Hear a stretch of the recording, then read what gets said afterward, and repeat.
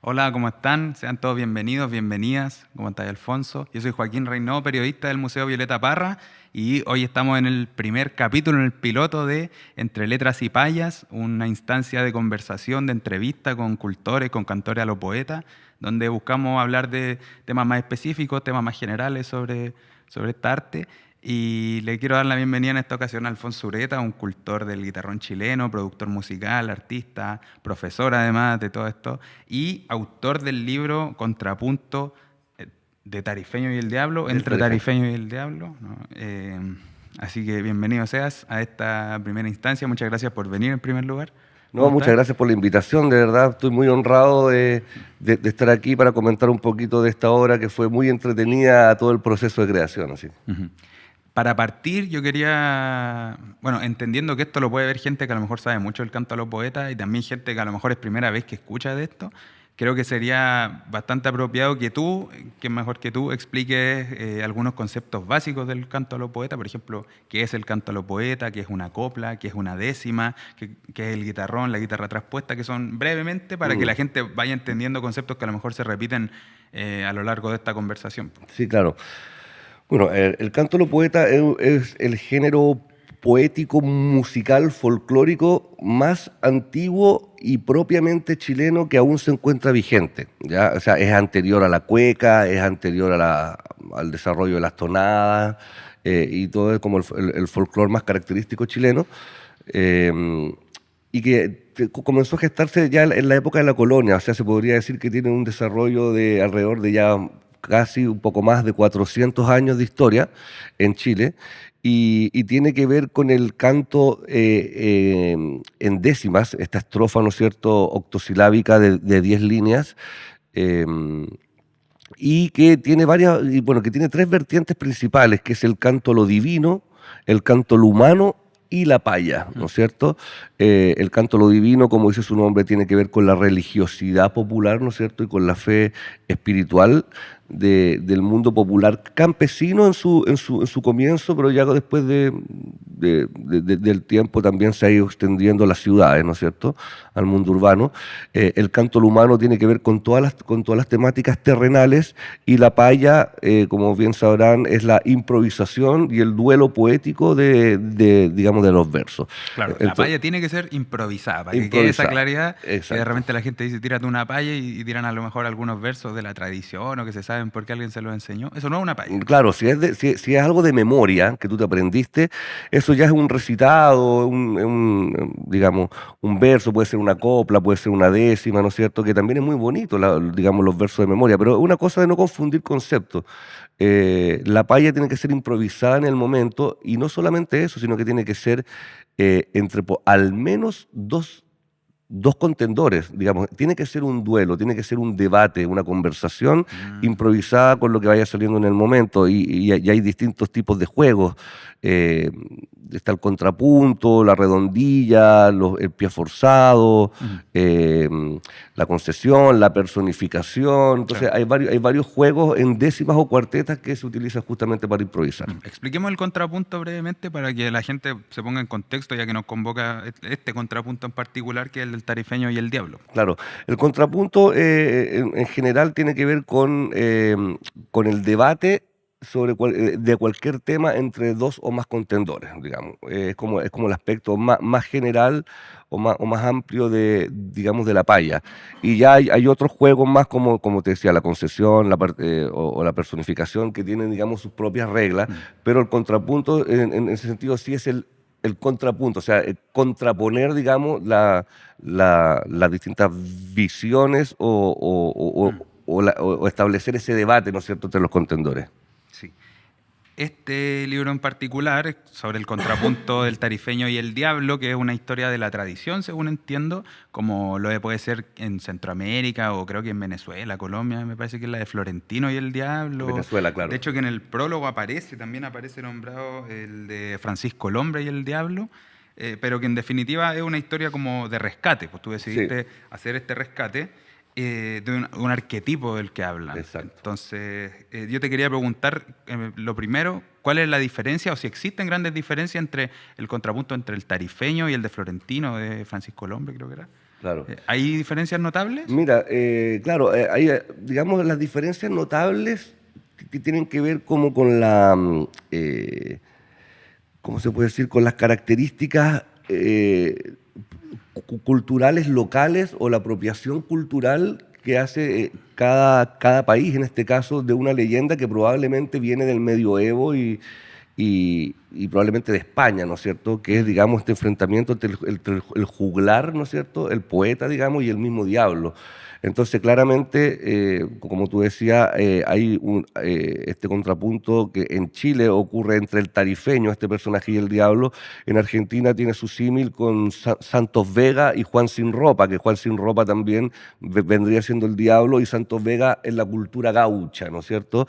En Venezuela, con la cultura llanera, ¿no es cierto? Ya el personaje florentino, quien se enfrenta al diablo. Y en Colombia está Francisco el Hombre, que ya tiene que ver con la cultura vallenata, ¿no es cierto? Entonces, digamos, el sentido original de la competencia de sabiduría, ¿no es cierto?, entre el poeta más sabio y el mismo diablo que tiene, digamos, se sabe que tiene un gran poder intelectual también, ¿no es Mm. cierto?, y de engatusar.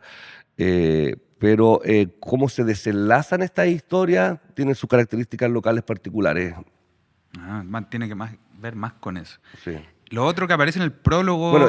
perdón, dale, dale. y con el lenguaje también, tanto poético Claro. como musical, ¿no es cierto? En Chile ocurre con elementos del guitarrón chileno, en Colombia en la cultura vallenata con el acordeón, en Venezuela con la cultura llanera, con el cuatro llanero, el cuatro venezolano en ese caso, ¿no es cierto? En Argentina con la milonga, que, con lo que se paya.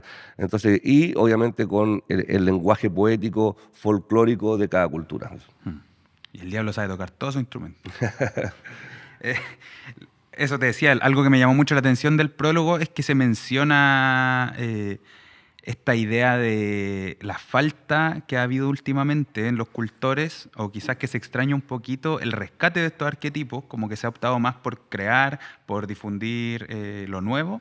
Entonces llama la atención tal vez tu caso como una persona que vuelve a retomar este arquetipo Mm. y decide recrear o reconstruir este contrapunto. ¿Cómo fue ese proceso o por qué decidiste hacerlo? ¿Por qué volver a las raíces? Bueno, a ver, yo estoy súper ligado un poco o motivado en realidad de manera natural al tema de mi propio encuentro con mis raíces.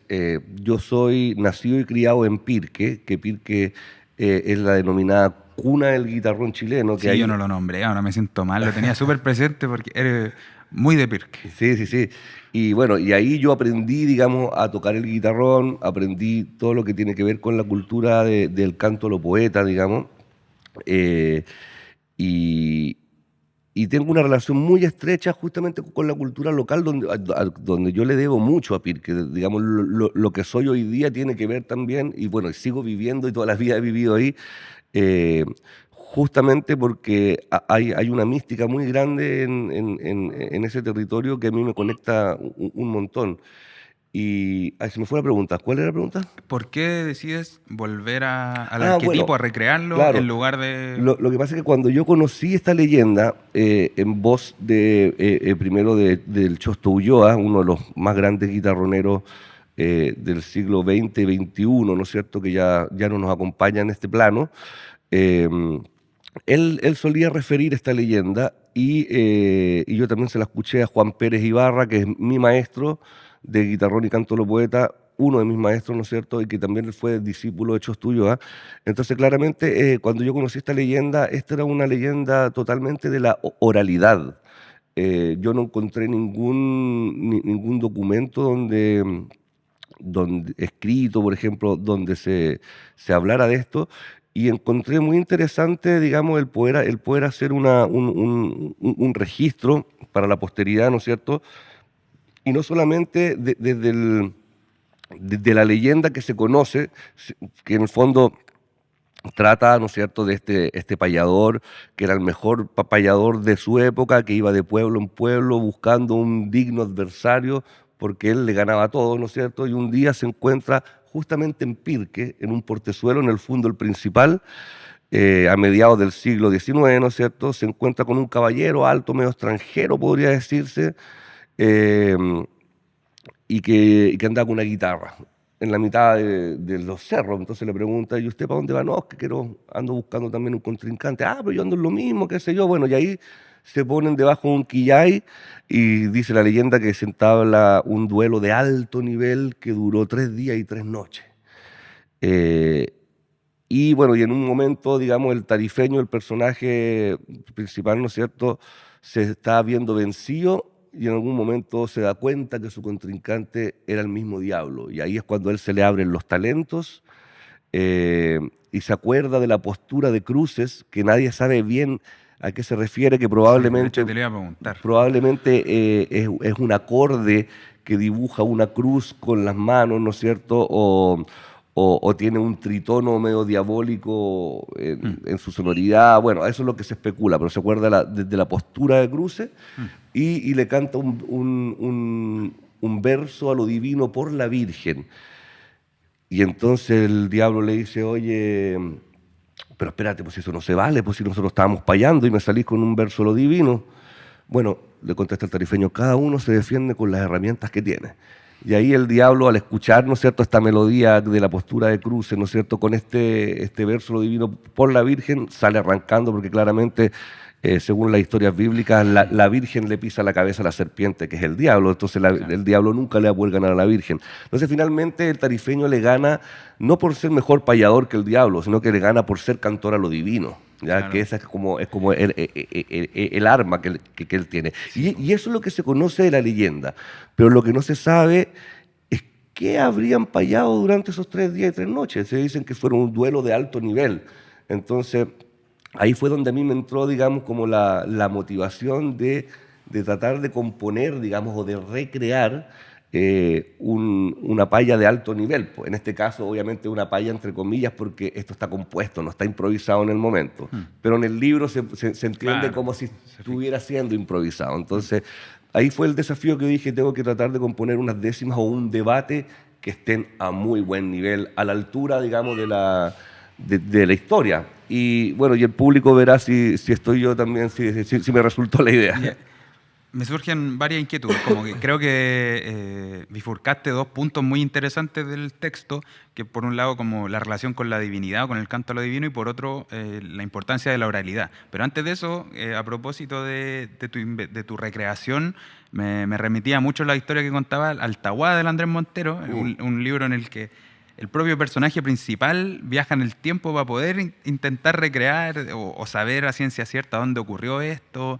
Entonces me surge la pregunta de si tú investigaste, si es que hay algún registro de algún verso que se haya salvado por ahí, algún verso que tenga la tradición que esté en este texto, si son todos o si compusiste todo de cero. Ya, mira, sobre algún verso de esta leyenda yo no he encontrado. No así, por ejemplo, de la leyenda del mulato Taguada Mm, y Javier de la Rosa, que sabemos que la primera publicación y una recreación de esto fue en unos pliegos en la época de la lira popular, de haber sido por allá por el 1870, entre 1870 y 1890, del poeta Nicasio García, ¿no es cierto?, que él compuso, ¿no es mm, cierto?, y recogió unas cuartetas, ¿no es cierto?, de ese contrapunto.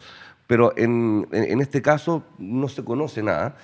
Y todo, digamos, la historia del duelo de Paya lo compuse yo, y lo único que yo saqué de la tradición fue el verso Lo Divino, con el cual el tarifeño le gana al diablo, que ese es un verso que no tiene un autor conocido, que es un verso por la Virgen María, que yo lo recogí de uno de los libros del padre Miguel Jordá. Si no me equivoco, el libro se llama Los mejores versos a lo divino, ni más ni menos.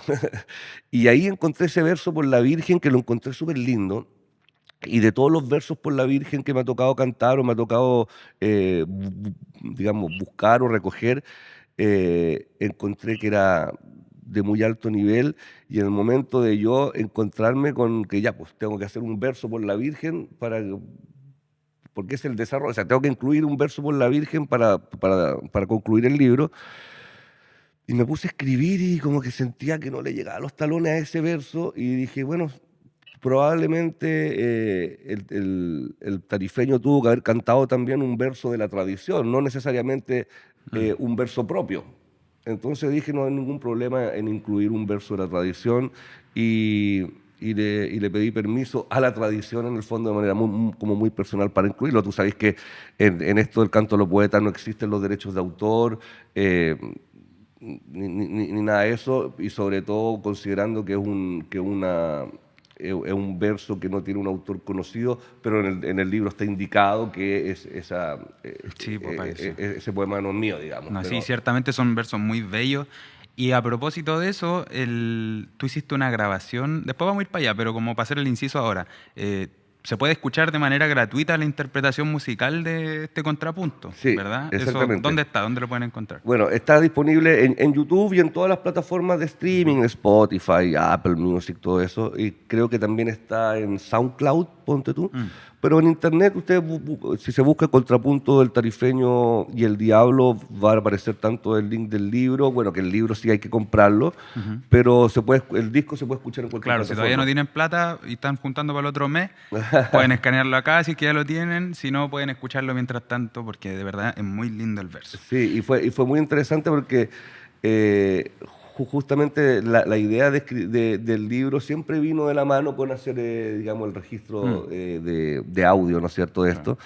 Eh, Pero y- todavía no nos vayamos para allá. ya, ok, Espera un poquito. usted, usted dirige, A usted dirige. propósito de la importancia de la oralidad, eh, de hecho, me voy a permitir citar, yo no lo voy a cantar porque le sangrarían los oídos al maestro acá, pero en uno de los momentos el diablo cuestiona al tarifeño en torno a la Biblia. Entonces el tarifeño le responde, no he leído tanto porque de oído aprendí, la santa palabra aquí se aprendió por el canto.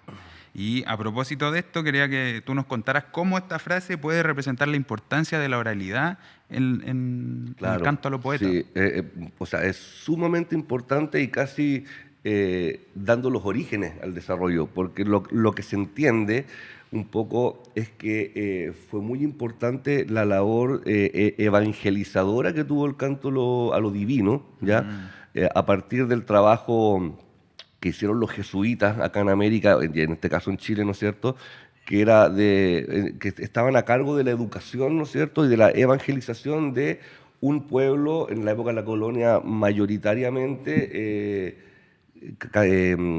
analfabeto, por decirlo así. O claro. sea, la mayoría de la gente no sabía leer ni escribir y tenían que enseñarle la Biblia, pues. Y como si no sabían leer, ¿cómo le enseñaban la Biblia? Entonces, a través de las décimas, que tiene una estructura, ¿no es cierto?, que son como de rima y un ritmo octosilábico que hace muy fácil de aprenderse de memoria, digamos, los versos, ¿no es cierto? Y a través de canciones. Entonces, es increíble cómo la gente fue conociendo todo el mundo de las historias bíblicas a través del canto y a través de la poesía popular. Entonces, siempre los investigadores daban cuenta de su impresión al saber de cómo los cantores sabían tanto de la Biblia sin nunca haberla leído. Entonces, claro, y justamente era porque a través del canto y los diferentes fundamentos del canto a lo divino, ellos aprendían esto y era una forma evangelizadora y los cantores a lo divino eran los verdaderos catequistas que habían en las comunidades, porque el canto a lo divino siempre fue, bueno, cuando expulsaron a los jesuitas de América del año 1700 y tanto, ¿no es cierto?, el canto a lo divino ya empezó a andar solo, no de la mano de la iglesia. Entonces, en los campos, digamos, la iglesia estaba, digamos, en la casona patronal, ¿no es cierto? Era la iglesia del patrón, pero al interior de las comunidades no llegaban los curas. Entonces, estos rituales del canto a lo divino siempre se mantuvo como ajeno a la iglesia y tuvo su desarrollo como propio. Digamos, hasta los años 70, después del Concilio Vaticano II, donde la Iglesia empezó a reconocer ciertas expresiones religiosas paganas como parte de su dogma, ahí se reconoció el canto a lo divino y hoy día ya hay iglesias que abren sus puertas, se puede cantar, digamos, hay ruedas de canto en algunas iglesias, o ya Bueno, un la iglesia cantor llegó a católica. cantarle al Papa cuando vino, Bueno, al Papa Juan Pablo II. justamente, Juan Pérez le cantó a dos papas, el año Ah, 87 En La Serena al Papa Juan Pablo II y el 2018 al Papa Francisco acá en Santiago. Claro, digamos, entonces es evidente que se ha incluido. Sí, pues y últimamente se ha acercado mucho a la iglesia y hay una corriente del canto a lo divino que es muy católica, apostólica, romana, pero no necesariamente tiene que ser así. Hay muchos cantores que tienen Mira. su propia eh, relación con su espiritualidad, digamos, no necesariamente ligado a la iglesia católica, pero hay una corriente bien apostólica romana, sí. Mm. El diablo le hace preguntas al tarifeño muy ligada a la Biblia. A mí me llamó mucho la atención y lo encontré bastante irónico. Entonces quería preguntarte por qué, cuál es la lectura que se hace ahí, por qué el diablo cuestiona en torno a temas bíblicos. Claro, por un tema de cultura y por cómo yo quise ir como desarrollando el debate que probablemente pudieron haber tenido. O sea, yo lo estructuré de la siguiente forma. Primero, en el momento del encuentro hay una impugnación, que es como la típica pelea de gallos, ¿no es cierto?, donde yo te tiro la foca y tú me tiras la foca de vuelta y se van midiendo un poco a ver quién es más choro, ¿no es cierto? Pero una vez en que ya se están, digamos, como mostrando los trapitos, ¿no es cierto?, o se están midiendo, ya después empiezan las preguntas de ingenio, ya después de echarse la foca, empiezan ya a tratar de sacarse el ingenio. Y luego ya después de que están haciendo preguntas de ingenio y lo resuelven bien cada uno, ya empiezan los temas ya más culturales, y en este caso ya como de conocimiento, ya más que de ingenio, como de cultura general, y en este caso yo me fui al tema de las preguntas bíblicas, porque ¿quién más sabe de cosas bíblicas que el diablo? Entonces, Claro. y claramente el tema bíblico está muy presente justamente por el canto a lo divino. Entonces, y como el Claro, un buen tarifeño nexo. era payador y cantor a lo poeta, al humano y lo divino, era un tema que probablemente ambos abordaban. Sí, yo lo había interpretado también por ese Claro, lado. El diablo sabía mucho, es medio tramposo, obviamente a la segura, pero es claro, lo lindo igual, pues se pueden hacer hartas lecturas. sí. Oye, y a propósito de la musicalización grabada, como que está todo este disco que dura cerca de 1 hora, eh, ¿por qué? ¿Siempre fue una decisión, me dijiste tú, como que lo venías pensando a medida que lo escribías, o primero querías más bien grabarlo y después se te ocurrió escribirlo? ¿Cómo convivieron estos dos proyectos simultáneos? Yo creo que al momento de que se me metió en la cabeza la idea de tratar de componer y recrear el contrapunto, es totalmente grabable, porque el contrapunto de la leyenda fue cantado, fue con instrumento y fue cantado. Entonces, eh, lo más que se podía acercar, digamos, a esto era hacer una grabación justamente. Em, Ahora, primero debía tener los versos, ¿no es cierto?, para después poderlos cantar. Entonces, como que igual la idea nació desde el principio en hacer el libro y hacer el disco. Y para eso convoqué a Juan Pérez Ibarra, como te contaba, que es uno de mis maestros en el guitarrón y el canto lo divino, y él aceptó, y a un amigo también muy querido, parte de la agrupación también de los guitarroneros de Pirque, que es José Caris, que siempre me encantó mucho cómo él hacía los recitados digamos, los versos, así que lo invité a hacer el rol del narrador, Que que el fue un poco, narrador cumple un rol muy lindo en el libro, como de pronto se extraña un poco, para uno que a lo mejor es más ajeno, tener como un intermediario que vaya guiando un poco la situación, creo que se valora mucho, al menos desde la perspectiva de quienes estamos más fuera del circuito de los claro, cultores. porque te pone un poco en contexto, como te da la Claro. explicación, te hace el resumen, ¿no es cierto? Y después ya entramos Mm. en terreno más, Sí, más, pues y en más, ese más sentido hace profundo. más amigable como aventurarse al libro. Lo digo también porque de repente hay gente que piensa quizás es un poco difícil o que no creen que no cachan tanto. Este libro en particular es muy amigable con nuevos lectores, creo yo. Qué bueno escuchar eso. Pero como sigamos con lo del el disco. Entonces, Sí, ahí primero escribes y luego grabas. claro, sí. Y primero, digamos, se escribe, digamos, las décimas y todo eso, el contrapunto, y posteriormente también yo me someto a un filtro o una corrección, porque dentro de la agrupación de los guitarroneros de Pirque tenemos una dinámica súper apoyadora entre los proyectos que desarrollamos en conjunto y los que desarrollamos individualmente. Entonces nos sometemos a revisión. Cuando alguien hace alguna obra o qué sé yo, siempre manda, digamos, las décimas para que los demás las revisemos, porque por mucho que uno cree o crea que sepa, ¿no es cierto? Siempre hay más que aprender y siempre hay errorcitos que se nos pasan. Yo hasta el último momento me di cuenta que tenía errores de octosilábicos y cosas así, porque de repente se te pasan nomás. Y uno lo corrige 2, 3, 4, 5 veces, pero igual siempre hay algo que queda ahí que uno no se da cuenta. Entonces, cuando te dejas revisar por otra persona que tiene, digamos, también quizás los mismos, más o menos conocimientos que tú, pero viene con la mente fresca a verlos por primera vez, ya tiene, digamos, esa frescura para poder darse cuenta de cosas que a nosotros se nos pasan.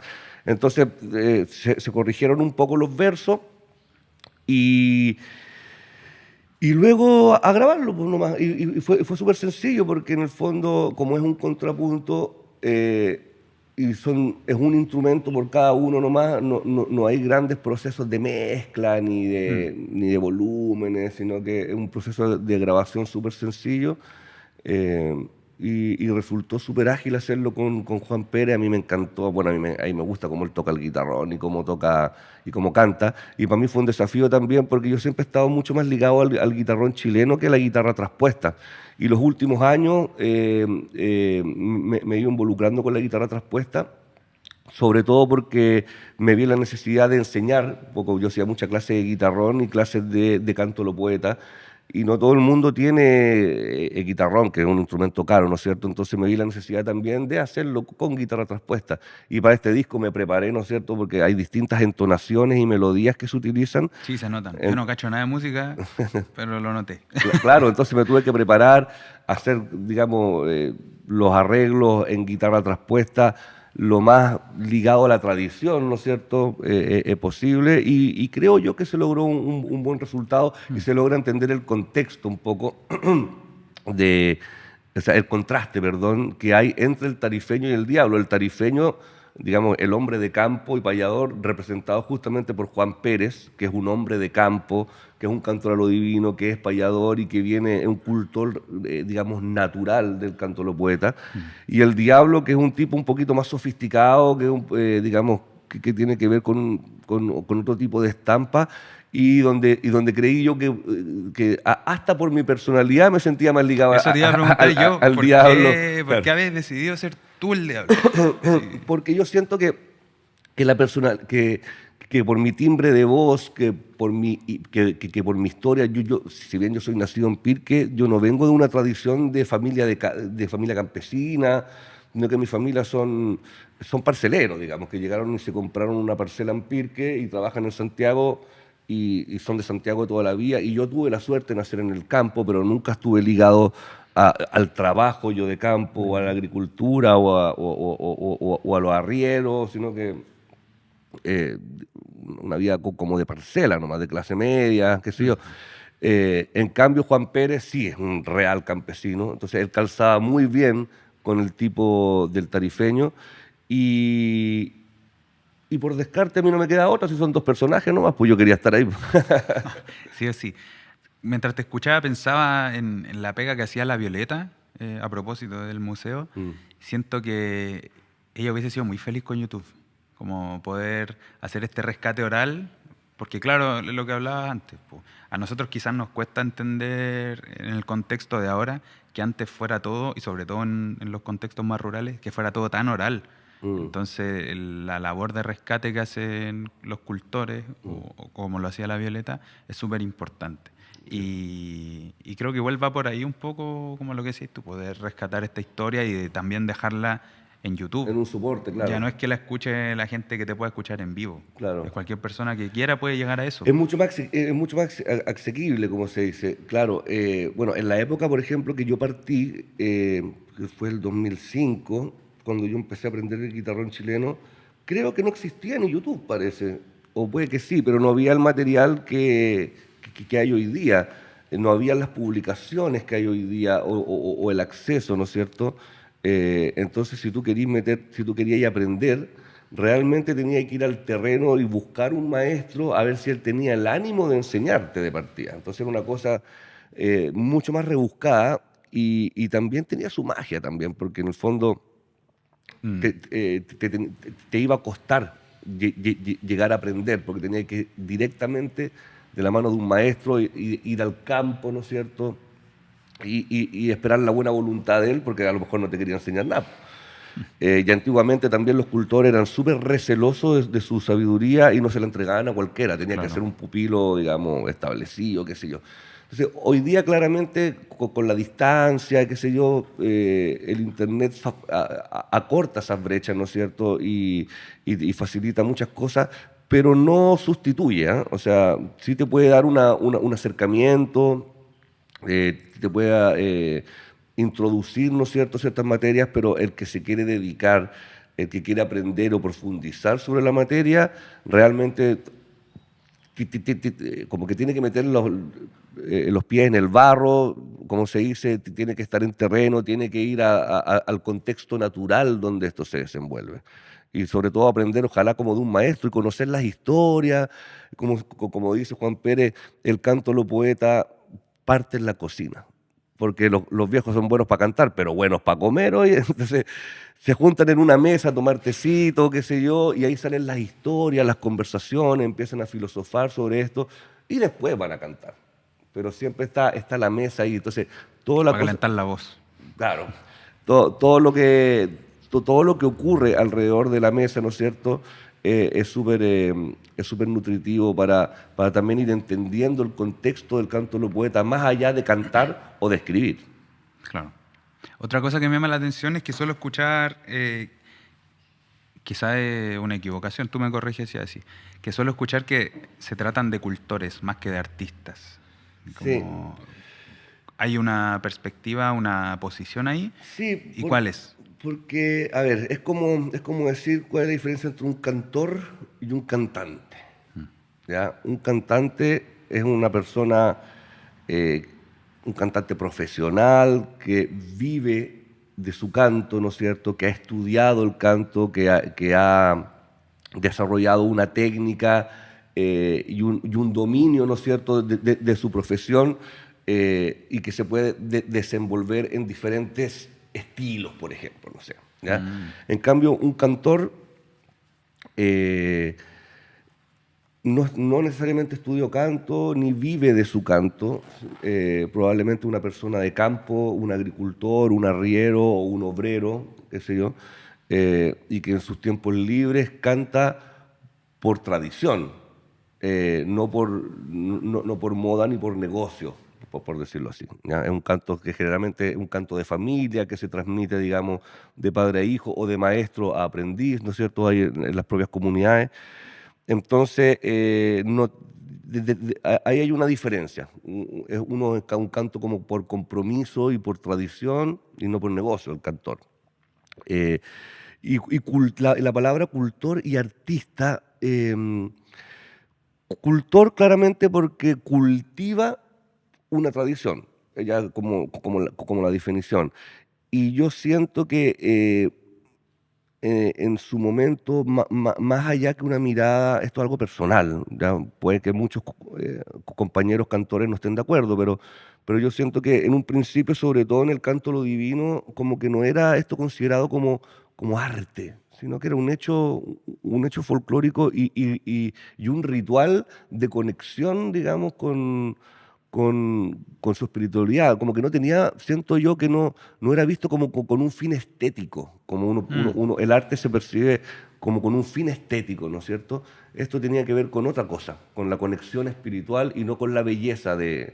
Y por eso uno de repente puede encontrar que hay cantores a los poetas que no son tan afinados, por Eso ejemplo, quería... que algunos, o que no tienen la gran técnica vocal, o carraspean un poco, o están cantando y entre medio tosen, y como que no hay esa pulcritud, ¿no es cierto?, que uno podría buscar en una obra de arte, ¿no es cierto?, como musical o una cosa más profesional, digamos, de la industria de la música. Esto no tiene que ver ni con la industria ni nada de eso. Entonces, yo lo veo más como un hecho folclórico y como un hecho cultural, ¿no es cierto?, más que un hecho artístico.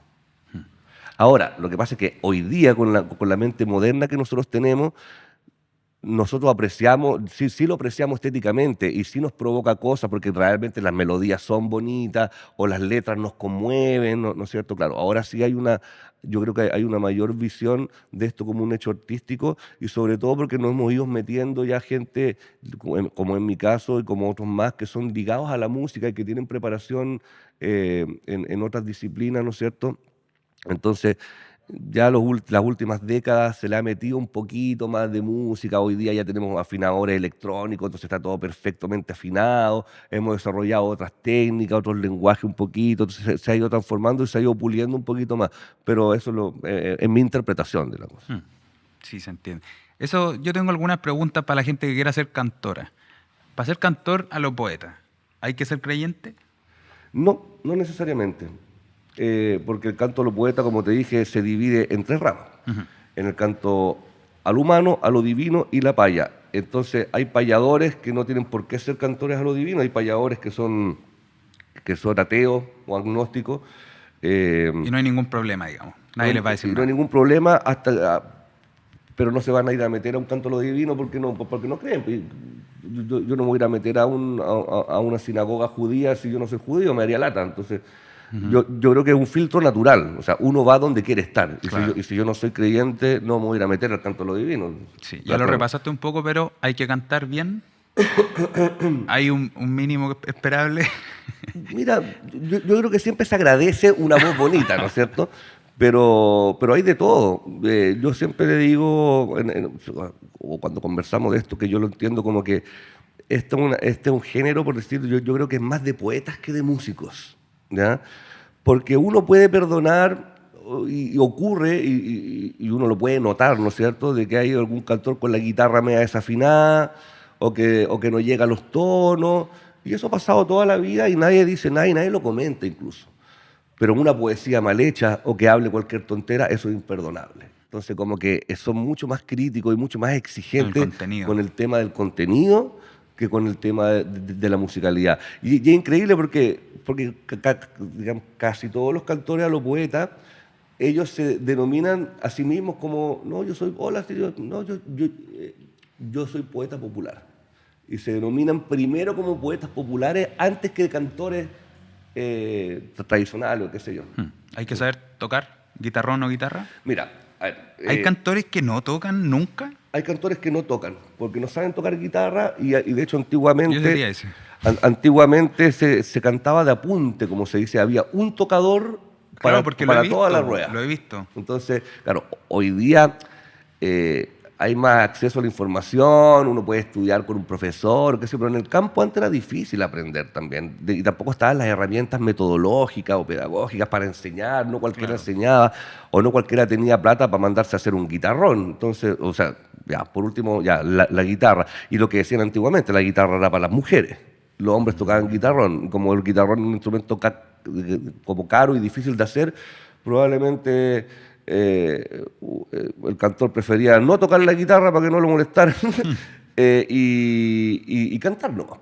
¿Ya? Entonces, bueno, a lo que iba, o sea, pueden haber, por ejemplo, dentro del género, ¿no es cierto?, pueden haber poetas que escriban y compongan, pero que no canten, poetas populares, ¿no es cierto? Pueden haber cantores que no escriben y que no componen y que cantan versos de la tradición. Entonces ellos no son poetas, son cantores. Pueden haber tocadores también, que no necesariamente a lo mejor cantan, sino que son buenos acompañadores de apunte, por ejemplo. Pueden haber payadores que son muy buenos para improvisar, pero tienen mala memoria y a lo mejor no se aprenden versos del canto al humano, digamos, como versos completos. Por otro lado, pueden haber cantores al humano y a lo divino que componen muy bien, por ejemplo, que cantan, pero no tienen la habilidad de improvisar, por ejemplo. Pueden haber algunos que son creyentes, que son cantores a lo divino, otros que son ateos, que no sé, o sea, pueden haber un poco de todo. Hay espacio para todo. Aunque por lo general, y no necesariamente, los cantores o los cultores del canto de los poetas como que dominan todas las áreas un poco. Generalmente saben tocar guitarra y guitarrón Es que yo creo que la y gente se cantan entusiasma y también. improvisan, claro, y al final uno quiere seguir aprendiendo y como que el mundo del canto de los poetas es tan grande que uno dice, ya, quiero acá, y va a ir creciendo, y te permite ir creciendo. Entonces, como que por lo general, el cultor domina todas las áreas, pero no es una cosa Mm. que sea Sí, necesariamente mis así. preguntas iban más dirigidas a esa gente que a lo mejor tiene el bichito que quiere entrar, pero que se pone excusa o que se pone barrera o que cree que esas cosas pueden ser barreras cuando quizás no lo son. Y la última, que también hay mucho prejuicio. ¿Se puede ser mujer y ser cantora o poeta? Hoy día sí, po, hoy día sí. Bueno, igual la historia cuenta de ciertas experiencias, de ciertos personajes que hubo mujeres, pero eran muy escasos, y yo creo que eran las rompedoras de esquema, ¿no es cierto? Las rebeldes.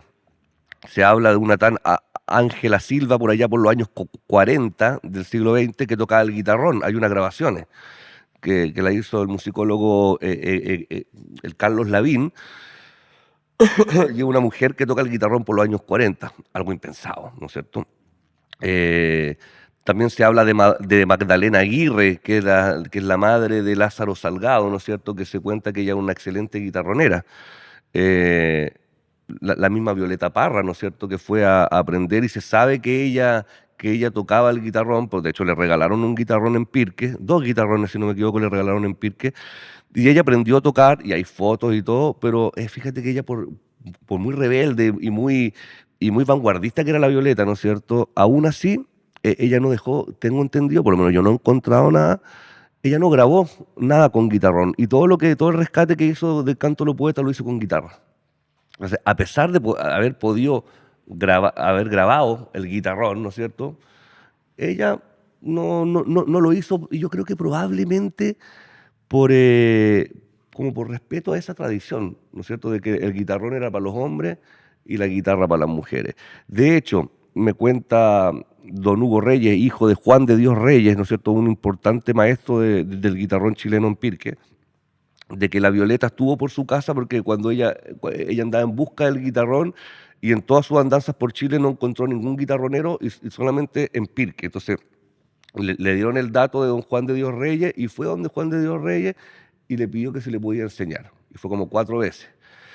Eh, y él no, que le iba a enseñar a esta cabra. Dijo, no, pues, a una mujer. No le quiso enseñar a la Violeta porque era un canto de hombre. Y fue varias veces la Violeta, y él siempre se negó. Hasta que un día la mujer de Juan de Dios Reyes le dijo, ¿sabes, Violetita? Aquí también hay otro caballero que también toca el guitarrón, que a lo mejor él le puede enseñar, no venga más para acá porque... Y le pasó el dato de Isaías Angulo, ¿no es cierto? Llamado el profeta, que fue quien enseñó, que le entregó los conocimientos del guitarrón chileno a la Violeta. Entonces yo me imagino que ser mujer en esa época y haberse ganado digamos, que te recibieran y que te Mm. entreguen esa información, ella tuvo que haber sido muy chora para que el profeta le haya entregado toda esa información. Pero probablemente, pienso yo, que le tuvo que haber dicho, sí, yo le enseño todo lo que usted quiera, pero no se le vaya a ocurrir grabar. Entonces ella, bueno, después hizo el libro El canto folclórico chileno, que se publicó después de su muerte, ¿no es cierto?, donde ahí deja testimonio de todo lo que vivió en Pirque. Pero, pero hoy día sí la presencia femenina no es solo permitida, sino que es agradecida, se agradece la presencia, y hay muy buenas cantoras, muy buenas payadoras y tocadoras de guitarrón. De hecho, ahora incluso ya se está, en la lutería del guitarrón, se están adaptando a hacer unos guitarrones con el mango un poquito más chico, para adaptarse justamente a las manos de las mujeres, que naturalmente una mano de la mujer es más chica Ujú. que la del hombre, y con 25 cuerdas, el guitarrón, digamos, Sí. como que tiene un mango súper ancho, ¿no es cierto? Y claro, las manos campesinas fuertes de trabajo tienen los dedos gruesos, entonces pueden tocar, digamos, aplastar muchas cuerdas, pero para la mujer o para un niño, por ejemplo, es difícil. Para aprender a tocar guitarrón, yo estimo más o menos que tenés que tener ya de 15 años para arriba para poder tocar, porque si no la mano es muy chica. Pero ahora ya se ha ido un poquito adaptando esto así como también la afinación del guitarrón, porque las mujeres tienen un tono de voz naturalmente más agudo que los hombres, entonces ya hay variaciones en la afinación del guitarrón, lo cual también influye en el tipo de cuerda que tú tienes que ocupar, en el calibre, porque mientras más aguda la nota, más delgada la cuerda. Entonces claramente la presencia femenina en el canto de los poetas ha venido a enriquecer también, digamos, los matices y los colores que tiene el canto. Sí, de hecho en el museo cuando se hizo este encuentro o escuela de canto popular, Sí. se vieron hartas mujeres. Sí, sí. Entonces resueltas ya las dudas Bueno, principales que tenía yo. Y para cerrar, según se cuenta, ¿no es cierto? Perdón, que las mujeres eran como para el canto de carrete, para la fiesta, digamos, como para la jarana. Entonces las mujeres tocaban la guitarra y tocaban la cueca. Como la Hilda. La Hilda era buena para la fiesta. Claro, la cueca, la tonada, los valses, todo lo que era para la entretención, ¿no es cierto? Y para el carrete, las mujeres. Ahí está la figura de la cantora Rodeo también, y qué sé yo. Pero para las temáticas serias, que era el canto de lo poeta, ¿no es cierto?, a lo humano y lo divino, eso era para los hombres. Y de hecho el guitarrón, por ejemplo, que el guitarrón era para los hombres y la guitarra para las mujeres, el guitarrón no se sacaba en cualquier momento. O sea, como que no se sacaba para el tandeo, por decirlo así, sino que tenía que ver justamente con estas instancias más serias donde habían puros hombres, ¿no es cierto?, y las mujeres se preocupaban de hacer la comida, para atender a los hombres. Y ahí ellos participaban en su espiritualidad, su religiosidad en el canto a lo divino, o en las temáticas serias, ¿no es cierto?, o travesuras del canto al humano, pero era, digamos, esa diferencia que había entre las temáticas serias y las fiestas, los hombres y las mujeres. Que ya Eso ya no ocurre, esa sí, hace rato. O sea, no hace rato, ¿ah? Yo te diría que probablemente como algo establecido, ya como que la presencia femenina empieza a incluirse ya después del año 2000. O sea, como que dejando fuera un poco a la Cecilia Astorga, que paz descanse, ¿no es cierto?, que ella es considerada también como la primera payadora de Chile, y ella empezó en los años 90, finales de los 80, en los 90, ¿no es cierto?, ya a participar como payadora y como mujer dentro del ámbito de la paya y el canto de los poetas. Pero ya como sistemáticamente, después de los años 2000, 2010 incluso, más o menos que entre el 2000 y 2010 ya empieza a notarse ya como la presencia de las mujeres y una apertura también de parte de los cultores y de una buena recepción a su presencia. sí tiene que ver con todos los cambios Cambio que cultural, finalmente claro. está inserto en una sociedad. Sí. Así que, bueno, resuelta ya las dudas principales que yo tenía, como quién puede entrar y quién no. Esperamos que le haya servido a alguno que tenga la inquietud. O sea, claro, cualquiera puede entrar y la cosa es tener un poco el gusto, el bichito por esto, ¿no es cierto? Y por eso hoy día se hacen talleres, se hacen clases. En mi caso yo hago muchos talleres colectivos y clases particulares. A eso quería ir, como Sí. que hagan la invitación a que te sigan, a que te escriban, a que se inscriban en tus cursos para finalizar la entrevista, como dar ese espacio, porque Por supuesto. claro, hay harta gente con el bichito que quiere y Sí, no sabe dónde. claro, hoy día está esa posibilidad, ¿no es cierto?, de que acerquemos un poco esta tradición a cualquier persona que esté interesada. Sí, yo los invito a seguirme a través de mis redes sociales, Alfonso Ureta, en Instagram, en Facebook, en TikTok, donde yo siempre estoy publicando algunas cápsulas educativas, explicando un poco sobre el guitarrón chileno, el canto a lo divino, lo humano, la paya, los velorios de Angelito, Sí. digamos, como distintas cosas las distintas afinaciones, distintas entonaciones o fundamentos poéticos. Ahí estoy tratando de aportar un poquito con estas cápsulas como educativas y siempre estoy abriendo convocatorias para nuevos cursos y talleres colectivos, algunos presenciales y algunos online, porque para la descentralización del canto, ¿no es cierto? Bueno, incluso tengo alumnos que están en el extranjero, digamos, chilenos que viven fuera y que quieren aprender también, o chilenos que están en gente de región o qué sé yo. Entonces, hay algunos cursos que son presenciales en Santiago, otros presenciales en Pirque y varios que hago que son online por videollamada.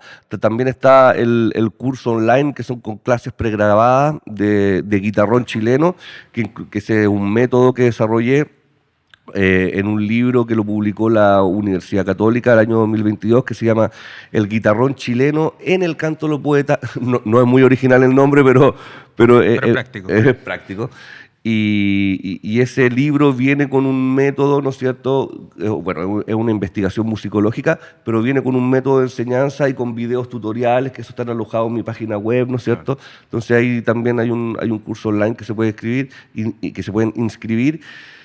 Y en la misma web donde pueden comprar, además el libro de Contrapunto del Tarifeño y el Diablo. Justamente, todo está en alfonsouretam.com, para el que esté interesado. Eso. No sé si quieres dejar un mensaje final para la audiencia.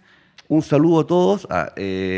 Nada, bueno, que lo invito a conectarse también con las tradiciones, con nuestra tradición. Yo me siento muy orgulloso como chileno de lo que es el guitarrón chileno, como es el canto de los poetas y el desarrollo de la poesía popular o la poesía tradicional chilena, ¿no es cierto? Entonces, a todos los que estén interesados, busquen ahí canto de los poetas, guitarrón, guitarra traspuesta, porque ya en YouTube hay cierta información, ¿no es cierto? Pueden irse interiorizando y si están interesados en aprender, se pueden contactar conmigo y podemos coordinar quizás para clases particulares o para estos talleres colectivos, que a mí me gustan harto los talleres colectivos porque el canto de los poetas es un canto colectivo. Entonces, hacemos ruedas virtuales de canto y se conversa con las distintas miradas sobre los temas que tiene.